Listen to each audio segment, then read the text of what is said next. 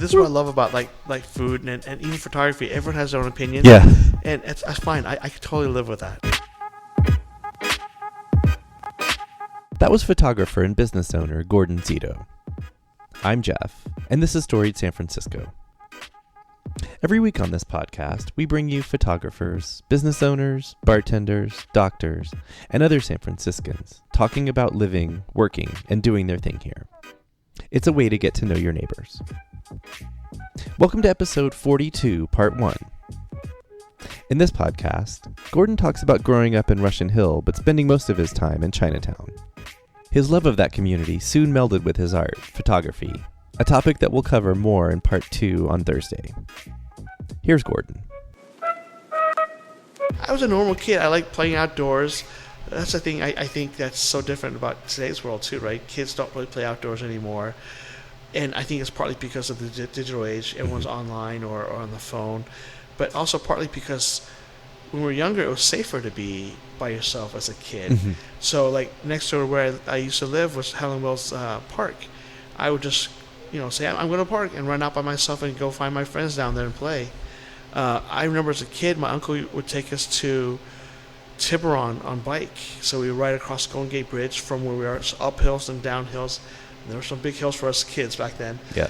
But and soon after he showed us the way, we would just go by ourselves. And I think we were like 10 or 12 back then. So amazing. We would just take a bike ride, just race across the bridge and catch a ferry back. And, you would never let your kid do that nowadays.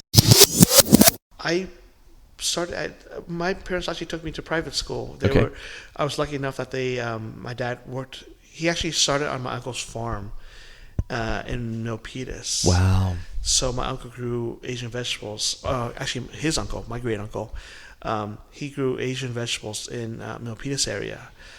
And I think at certain points, I think in the 80s, they decided to sell the land, which they offered to us, but I think for some reason we passed on it. It's in the heart of Silicon Valley. Of course. Yeah. So that's when my dad had to do something, so he started the wholesale business up. I forgot my point now. What were we talking about? Going to private school. Oh, so, my dad, did well enough where, they would afford to send me to private school.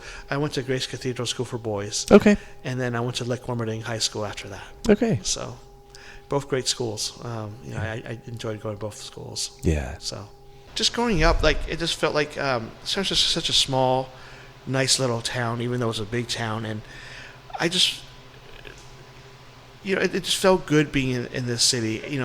I lived in LA for a number of years, and LA in its own right has some great attractions and things that draw people there. But I really like San Francisco because it's a smaller community. It's not spread out. And it was more so back then, right? There were mostly families living in San Francisco, so it felt like a quaint little town. Where I think today, it's less that way. There's other things that have taken that place in terms of what attracts people to San Francisco. But that's part of what I miss of San Francisco. Like people I think were friendlier back then, to a certain degree, more courteous. Maybe more aware of each other. I think that's a good way of putting it. I was trying to think of how to put it, but that's perfect. They're more aware of each other. And that's not only here. That's everywhere you go now in the West. Yeah. Kind of, yeah. I think some of my fondest memories was of Chinatown. Living here on the edge of Russian Hill. We're really close to Chinatown. You walk through the tunnel, which I hated as a kid because it's dark and damp and loud. Or you walk up the hill and down the hill. So our family, traveled to Chinatown quite a bit when we were young. And I had, a lot of fond memories of Chinatown. It's a hustle and bustle area. Growing up, it was all Cantonese in San Francisco. Mm-hmm. And on top of that, Cantonese came from a very particular area of China. Mm-hmm. And it's... Hold on a second, sorry. It's all right. I'm trying to think of what it was called. And the people that that mostly in Chinatown were Toisan, which is that area I'm talking about, where my dad's from. Mm-hmm. The language is very harsh sounding Cantonese, even more so than normal Cantonese. Mm-hmm. But yeah, I just remember riding around shopping with my mom, my great aunt, I used to go to YMCA down in Chinatown, swim all the time, so I remember going down there. I took summer classes at one of the schools down there. But it was just a really joyous time for me. That being said, it still holds a very dear place in my heart. As a photographer, one of my projects is shooting street in Chinatown with an old film camera. And I haven't done it in months now, but for a while there I was going almost every week to go shoot and capture, Chinatown as I saw it and remembered to be like through today's world, right? Obviously, I didn't really want to capture the newness that I see there, but more just kind of a timeless sense of what Chinatown is. Yeah, it's a project that we've been so busy here that I haven't been able to. Actually, wow, it's been over a year. Oh. Just because I haven't gone to Chinatown since we've been here. We would always go in the morning before we open up. I saw it going by myself because I really want to start this project up. Matt always complained about not being able to shoot because he doesn't have time or just doesn't have the motivation. So I convinced him to join me. And then eventually 2 other friends joined us that lived in the old neighborhood. So we became the Chinatown 4. Nice. It's just nice to go down there because, I mean, honestly, I don't go to Chinatown very often anymore just because there's so many other places to shop for food and stuff outside, Richmond, Sunset. Yeah. So there's really not a huge need to go down to Chinatown for practical purposes. Right. So it was nice to go down there and just kind of walk around again and kind of re-familiarize myself with Chinatown. There's still parts that are very old and as I remember it to be like, but there are parts where I remember it to be like, but no longer there. I think actually this project actually started with me wanting to capture the alleys because I remember the alleys were just very secretive places that had all these businesses that were not businesses or just old businesses that were kind of bizarre and weird. And mystery. Yeah, mystery. That's the word I'm looking for. It's very mysterious in there, right? You're walking through and you're not sure what you're going to. Not that it's unsafe. It's just mysterious. That's changed quite a bit, though. I soon learned that as I was trying to do that project that a lot of those alleys were more modernized. Streets were repaved and just different. So I kind of had to include more of Chinatown. That's kind of how I got to the majority of Chinatown, which is fine by me because I knew I eventually want to go that route. But, I think beyond just shooting the streets, I think my next step is I really want to, if I have access to it, like highlight businesses, people there. Currently, mostly just street shots. People are in it, some closer up, but like not like pose street shots. Portraits. But I there's a few businesses. Well, one in particular, I remember that they sell cured meat, like sausages, Chinese sausage, and everything. That I started wandering into, and I started buying things from, and got to know her. So she let me shoot her and the products there and everything. So I kind of want to do a visual story of a more in-depth story of Chinatown and the people of Chinatown and the businesses of Chinatown. I'm part of my family is part of a surname association, which is common in Chinatown. And I really want to start documenting those. And I'm trying to talk to people. Right now, most of my family's not involved anymore. My great-uncle used to be the head of it, so I'm a couple of decades too late for that. He's still around. He's just no longer involved. Right. But, I'm trying to work my channels to find people who I can talk to, because one thing about shooting Chinatown, people there are not very receptive to being shot. Right. Right. They're very private, and they're very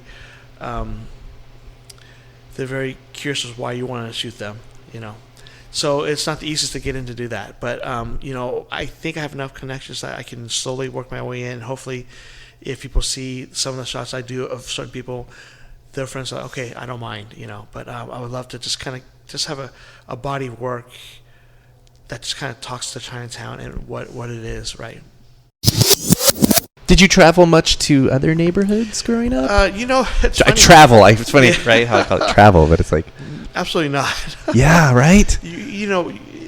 Not to say that other cities around like San Jose or Oakland are not attractive, But San Francisco had everything we needed growing up as a kid. But what about other neighborhoods? Oh, other neighborhoods. Yeah. Oh. As a kid, not so much. You travel to go to school. Certain pockets, like, let's say high school where I was, out more independent. I would, go to, Chinatown when they had the bowling center. We used to go bowling there. So, yes, I guess the answer is yes. We travel to other neighborhoods. Maybe not all the neighborhoods, but, certain spots where, we hang out and stuff like that. But, like growing up, I eventually moved to West Portal area. So we were around that area a lot. Japantown and, Chinatown still at that point. So I traveled, but not, extensively around all of San Francisco, I guess. Maybe didn't get around as much as a lot of us do now, where it's like, oh, I'm going to go have dinner over there or go see my friend over here and do that over there. Definitely not, because, like, all your friends are centralized at school or family centralized in a certain area. I definitely get around to more parts of the city now. Yeah. Partly because I drive, but partly because my interests go from here to here to here to here. I think there's more attraction in San Francisco. There's a lot more businesses that's open up that are attractive to me. I like food, so I go to different restaurants in different neighborhoods. I love the high-end restaurants, but not every day. Those I wouldn't consider my favorites. Yeah.